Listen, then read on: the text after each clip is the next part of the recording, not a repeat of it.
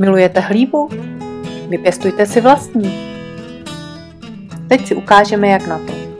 Budete potřebovat vrtačku, hřebík, kladívko, svíčku a kolíčky naočkované hlívou od pěstitele. Připravte si několik špalků z listnatého stromu. Ty pak ponořte na 2 dny do vody. A jdeme na to! Vrtáme otvory vrtákem se stejným průměrem, jako je průměr očkovacího kolíčku. Díry dělejte trochu hlubší, než je délka kolíčku. Vzdálenost otvorů necháváme asi 15 cm. A jdeme sázet.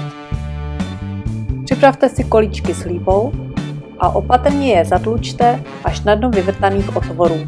Není to nic složitého, jak jsme slíbili. Sledujte. Díra, kolíček a ještě jednou díra, kolíček a šup tam s ním.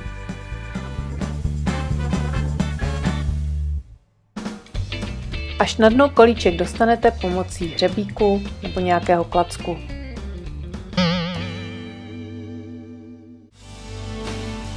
Teď si zapálíme svíčku a obsazené otvory zakapeme voskem.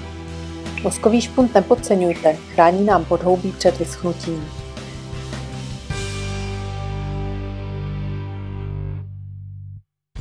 Máme tady úplné finále. Nyní špalek do půlky zakopeme do země. Vyberte si místo, kde je stín a vlhko. A co se bude dít dál? Na rok na špalek i na houby můžete zapomenout. Jen na zimu dřevo přikryjte chvojím, aby úplně nepromrzlo. Z první úrody hlívy byste se měli těšit už příští sezónu. Tak hodně štěstí!